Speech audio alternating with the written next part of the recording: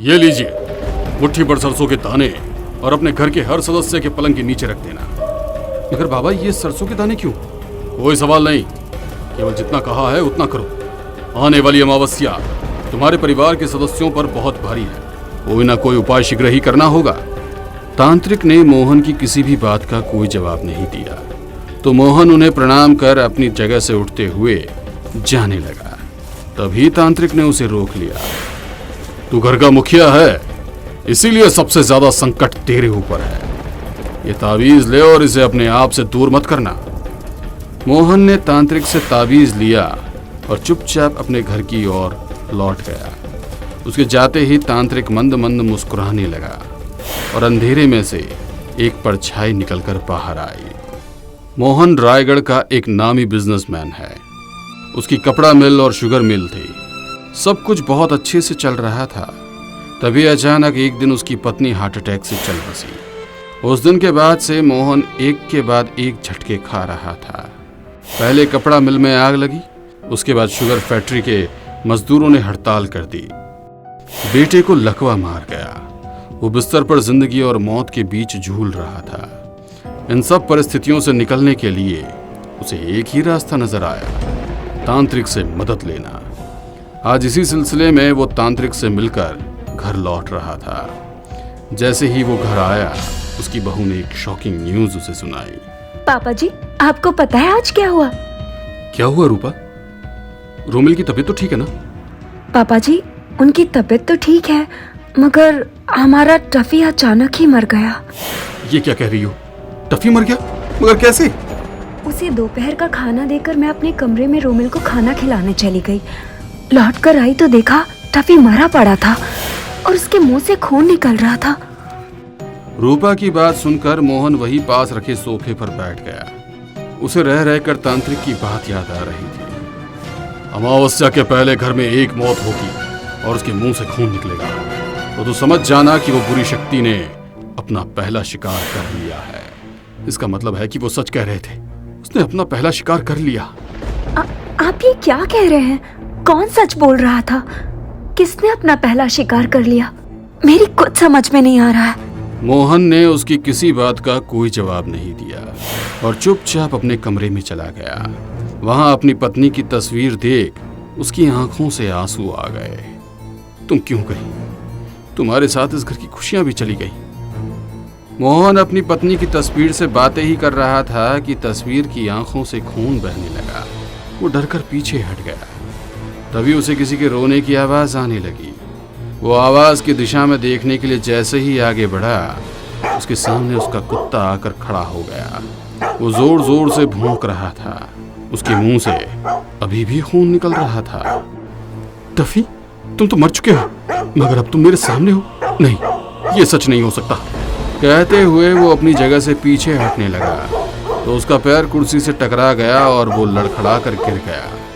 उसका sir table के कोने से लग गया। उसके सर से खून निकल रहा था। फिर वो बेहोश हो गया। जब उसे होश आया तो वो अपने कमरे में था और उसका फैमिली डॉक्टर वहीं उसके पास बैठा हुआ था, जो कि उसका दोस्त भी था। उसने अपने हाथों को देखा तो उसे सलाइन लगी हुई मिली। उस सलाइन को देख वो डॉक्टर से सवाल करने लगा। अरे डॉक्टर, तू यहाँ? क्या हुआ है मुझे? ये तो मुझसे पूछ रहा है कि क्या हुआ है। अरे मोहन, अचानक से तेरा इतना बीपी क्यों बढ़ गया? बीपी बढ़ने के कारण तुझे चक्कर आ गए थे। बीपी नहीं, वो टफी था यहाँ पर। कहाँ गया वो? तुम्हारा दिमाग तो ठिकाने है ना? क्या बोल रहे हो? टफी तो कल ही मर गया। सब कुछ याद आने के बाद मोहन को फिर से घबराहट होने लगी और उसे तांत्रिक के पास हर हाल में पहुंचना था। वो तुरंत अपने पलंग से उठा और अपने घर के सभी लोगों के बिस्तर से सरसों के दाने निकालकर सीधा तांत्रिक के पास पहुंचा। आ गए तुम मोहन? हाँ बाबा, मैं आ गया और अपने साथ वो सरसों के दाने भी लेकर आया हूँ जो आपने उस दिन मुझे दिए थे। दाने निकालकर वो सीधा तांत्रिक के पास पहुंचा। किसी ने तुझे ये सरसों के दाने रखते और उठाते हुए देखा तो नहीं है ना? नहीं। कहते हुए उसने वो सरसों के दाने तांत्रिक को दे दिए। तांत्रिक ने उन दानों को हाथ में लेकर कुछ मंत्र पढ़े, फिर उन दानों को हवा में उछाल दिया। कुछ दाने हवा में उड़ रहे थे और कुछ जमीन पर गिर गए। हवा में उड़ते हुए दानों को देखकर तांत्रिक की भाव भंगिमाएं बदलने लगी। तुझे अब कोई नहीं बचा सकता, तेरी मौत तय है। मौत तेरे घर में दाखिल हो चुकी है। मुझे लगा ही था कि मेरे साथ सब कुछ गलत हो रहा है, बस मैं आपकी शरण में आया हूं, मुझे बचा लीजिए। तेरे पास ताबीज तो पहले से ही है और अब मैं तेरे हाथ में ये मोली का धागा भी बांध देता हूं। महाकाल तेरी रक्षा करे। तांत्रिक की बातें सुनकर मोहन और ज्यादा परेशान हो गया था। उसे समझ नहीं आ रहा था कि वो क्या करे। घर आकर अपने कमरे में हैरान परेशान सा बैठा था। क्या सच में मेरी मौत निश्चित है? मुझे क्या कोई नहीं बचा सकता? कोई तो होगा जो मेरी मदद कर सके। वो खुद से ही बात कर रहा था, तभी उसका डॉक्टर दोस्त अपने साथ किसी को लेकर वहां आ गया। कौन है ये?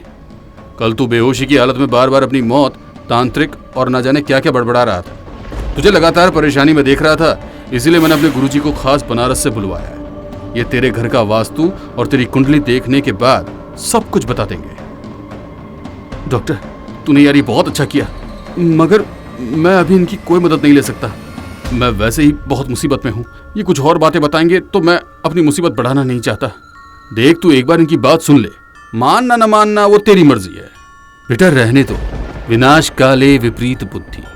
वैसे भी इसका अंतिम समय आ चुका है। मौत इसके सिर पर मंडरा रही है।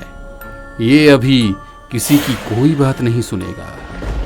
गुरुजी, आप ये क्या कह रहे हैं? ये मेरा दोस्त है, इसे कैसे भी करके बचाना होगा। मगर कोई खुद ही मरना चाहे तो हम क्या कर सकते हैं? ईश्वर आपकी रक्षा करे। कहते हुए वो अपनी जगह से उठ गए। डॉक्टर ने दोबारा मोहन को गुरुजी से बात करने के लिए कहा। अपने दोस्त के बार बार कहने पर वो उन्हें अपना घर दिखाने को तैयार हो गए। उन्होंने पहले घर का अच्छी तरह से मुआयना किया। घर पूरी तरह से वास्तु के अनुरूप था। फिर उन्होंने कुंडली मंगवाई। कुंडली में भी कोई दोष नहीं था। कुंडली के हिसाब से तो उनकी अभी और आयु शेष थी, मगर उन्होंने खुद मौत का साया उनके सर पर मंडराते हुए देखा था। तो फिर ये कैसे संभव है? मुझे वास्तु और कुंडली विज्ञान का अध्ययन करते हुए कई वर्ष बीत गए। मैंने कभी इतनी विचित्रता नहीं देखी। अब कोई विशेष उपाय करना होगा। करिए ना गुरुजी, क्या उपाय है? डॉक्टर के कहने पर गुरुजी ने एक विशेष पूजा की। उसके बाद उन्हें जो पता लगा ये देख वो चौंक गए। अभी तुरंत अपनी जगह से खड़े हुए और शमशान में उस तांत्रिक के सामने पहुंचे और जोर से चिल्लाए, धूर्त, नामुराद, तुम जैसे लोगों के कारण ही ब्लैक मैजिक को लोग बुरी नजर से देखने लगे हैं। जो चीज किसी की मदद के लिए उपयोग में होनी चाहिए वो तूने उसका गलत उपयोग किया। आखिर क्यों? मोहन ने तो तुझ पर विश्वास किया था, फिर उसके साथ विश्वासघात क्यों किया? ये आप क्या कह रहे हैं? इन्हीं की वजह से तो मैं आज तक जिंदा हूँ। इन्होंने मुझे आने वाली हर मुसीबत से पहले ही आगाह कर दिया था और आप उन्हीं पर शक कर रहे हैं? हाँ, इसने ये सब किया क्योंकि तुम्हारा जिंदा रहना जरूरी था। यदि तुम्हारी पत्नी की तरह तुम्हें भी मार दिया जाता तो लोगों को तुम्हारे कातिल पर शक हो जाता। आप क्या कह रहे हैं? मुझे कुछ समझ में नहीं आ रहा है। मगर मुझे मारकर इन्हें क्या मिलेगा? इसे नहीं, बल्कि तुम्हारी बहू को सब कुछ मिल जाता। बहू को? रूपा को क्या फायदा? रोमिल मोहन का इकलौता लड़का है जो खुद जिंदगी और मौत के बीच झूल रहा है। यदि मोहन भी मर जाता तो सब कुछ रूपा का हो जाता। वैसे भी सब कुछ रोमिल और रूपा का ही तो है, फिर ये सब क्यों? वो ये तांत्रिक ही बताएगा। मुझे माफ कर दो। मेरा बेटा और रूपा शादी के पहले से ही एक दूसरे से प्यार करते थे, मगर एक पार्टी में मोहन और उसकी पत्नी को रूपा पसंद आ गई। उन्होंने रूपा के माँ बाप से उसका हाथ मांग लिया। मोहन की दौलत के आगे रूपा के माँ बाप को उसका प्यार नजर नहीं आया, इसीलिए सबसे पहले हमने रूपा की सास और पति को रास्ते से हटाया। उसके बाद अब मोहन की बारी थी। इसे भी हम ऐसे ही मारते, किसी को कोई शक नहीं होता। दो प्यार करने वालों को मिलवाना अच्छी बात होती है, मगर इस तरह किसी और के जीवन को खराब करना ये कहाँ का न्याय है? अब तुमने जो कुछ भी क्रियाएं मोहन के परिवार पर की हैं, उन्हें वापस ले रहे हो या मैं उन्हें तुम पर ही लौटा दूं?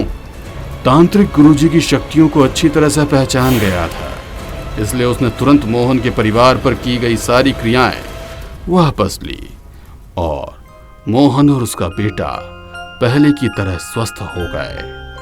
रूपा अब उस घर में नहीं रहती थी। डॉक्टर, तेरा शुक्रिया, तूने हमें बहुत बड़े फरेब से बचा लिया।